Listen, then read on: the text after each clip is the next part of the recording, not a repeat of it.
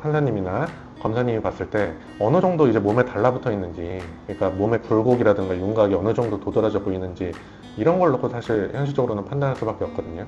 그래서 사실 이게 비판의 소지가 있는 법률이라는, 그러니까 위헌의 소지가 있다는 말들도 좀 있거든요. 똑같은 촬영물을 놓고도 어떤 판사는 이게 사철제에서 금지하는 촬영물이다 라고 볼 수도 있고, 다른 판사님이나 다른 검사님은 이 정도로는 수위가 약하다라고 볼 수도 있는 거예요.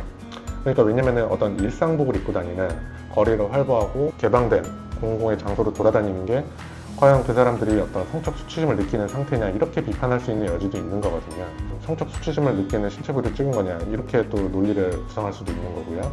구별하는 옷차림에 따라서 성적 수치심을 느끼는 촬영물이냐 아니냐는 구분하는 기준은 상당히 애매하다는 거예요.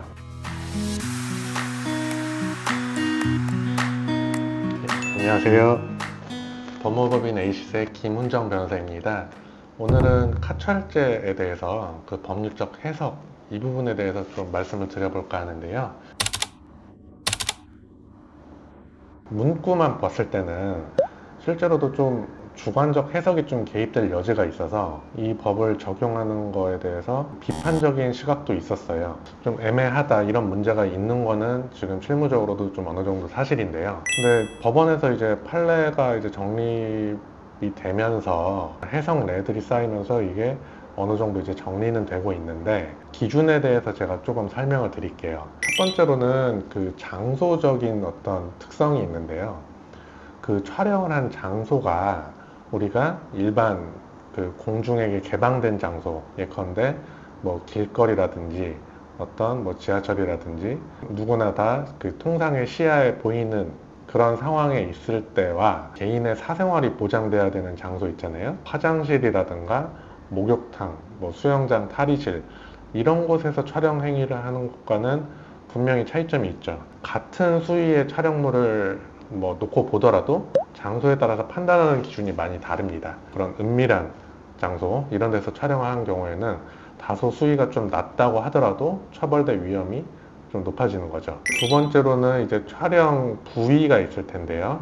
성적으로 민감한 가슴이라든가 엉덩이라든가 다리, 뭐 성기 부분, 이런 부분이 되겠죠. 그런 부분을 촬영했을 때는 아무래도 당연히 처벌 가능성이 높아지는 거고요.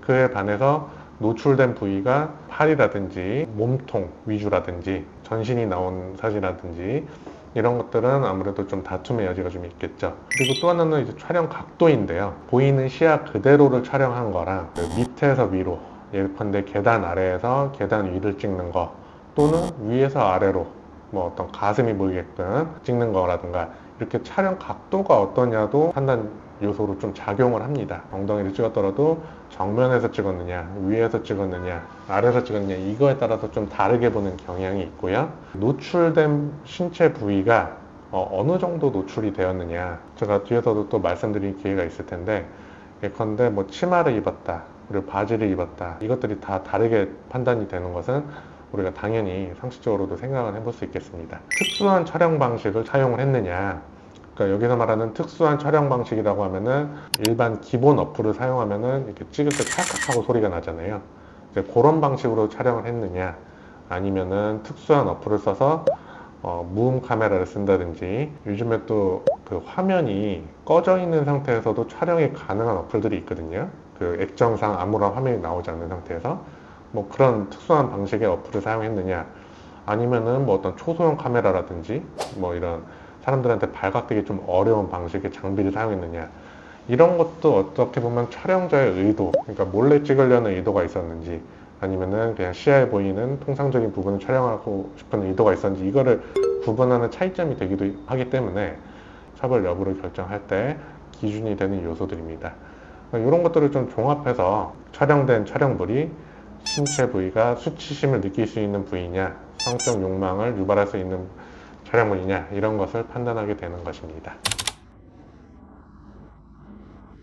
그 법조문에는 신체 부위를 촬영하는 행위를 처벌한다고 이제 정확히 적시가 되어 있기 때문에, 영상통화를 녹화하는 행위는 촬영하는 행위라고 우리가 볼 수는 없잖아요. 그렇기 때문에 대법원에서는 그 신체적으로 이제 수치심을 느낄 수 있는 부위가 녹화되었다고 하더라도 그 행위를 놓고 카철죄로 처벌하지는 않습니다. 근데 여기서 이제 좀 궁금해 하실 만한 부분이, 그러면 그 녹화된 영상을 소지하고 시청하는 부분 처벌이 되는 것이냐 라고 궁금해 하실 수 있는데, 대법원은 여기에서도 마찬가지로 카철죄에서 처벌하는 영역이 아니라고 보고 있어요. 근데 다만 다른 사람들한테 유포하는 행위, 이거는 처벌이 될 수 있어요. 왜냐면은 촬영할 당시에는 이제 동의를 했다고 하더라도 그 이후에 그거를 다른 사람들한테 전송하거나 유포하는 행위까지 동의를 했다고 볼 수는 없는 거거든요. 근데 그 경우에는 처벌이 가능하다라는 것이 또 판례의 입장입니다. 이제 형사처벌에는 이제 미수죄라는 게 있는 경우들이 있어요. 그러니까 미수라는 것은 범행이 완료되지는 않았는데 시작을 했을 경우, 그걸 우리가 법률 용어로는 실행의 착수라고 하는데요. 그러니까 실행에는 착수를 했는데 범행이 완료되지 않은 상태를 우리는 미수죄라고 해요. 카메라 촬영죄도 미수죄가 있거든요.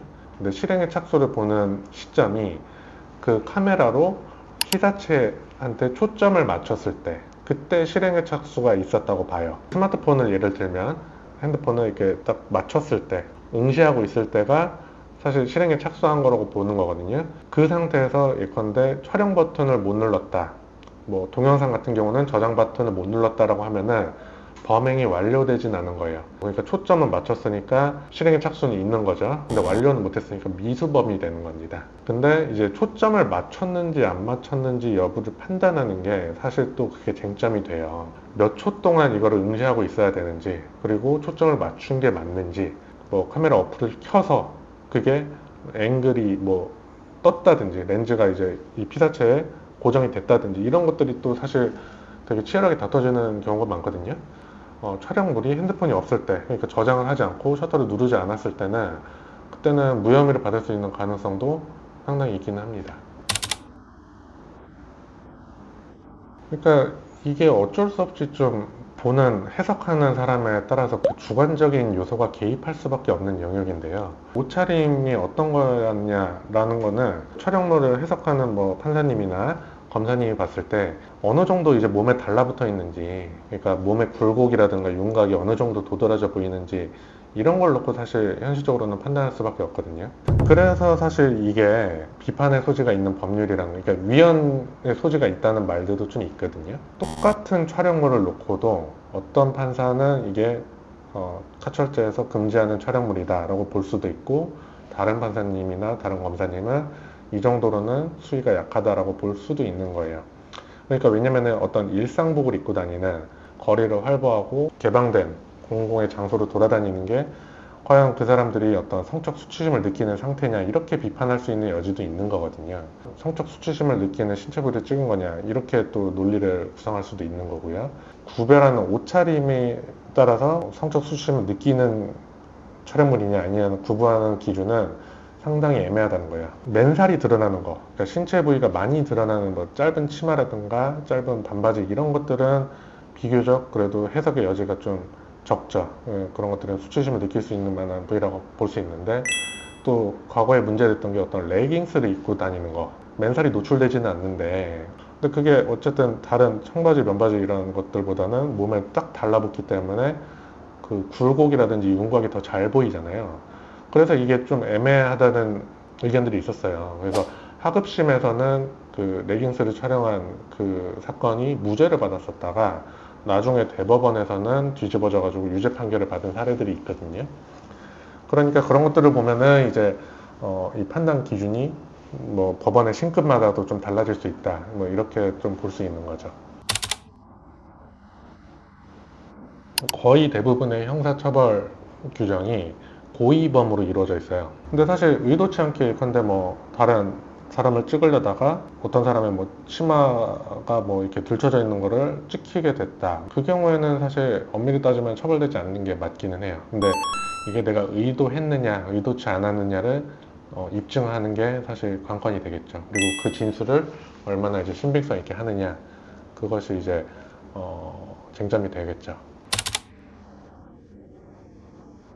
근데 이제 그렇지는 않아요. 어쨌든 기본적으로 카철죄는 뭐 친고죄나 반의사불벌죄가 아니기 때문에 합의를 하더라도 사건은 진행되고요. 수사 단계라면은 이제 기소유예를 받을 수 있는 가능성은 있죠. 근데 기소유예라는 것은 어쨌든 처벌을 받는 건 아니기 때문에 합의를 하면 처벌받지 않는다라는 게 이제 반은 맞고 반은 틀린 얘기예요. 근데 죄질에 따라서 다르거든요. 아까 말씀드린 내밀한 공간에 들어가서 찍는 행위, 이런 것들은 기본적으로 죄질이 안 좋다고 보거든요. 그런 것들은 이제 합의를 하더라도 처벌이 되는 경우가 있죠. 법률 규정이 해석의 여지가 좀 많은 이런 사건 같은 경우는 사실 변호사가 해석을 어떻게 해야 되는지를 주장하는 게 중요하다고도 할 수 있어요. 그래서 만약에 내가 연루된 사건이 이렇게 법률적 해석이 엇갈릴 수 있는 좀 애매한 사안이다라고 하면은 꼭 반드시 변호사의 도움을 받으셔서 사건을 좀 원만하게 처리를 하시기를 제가 바라겠습니다. 감사합니다.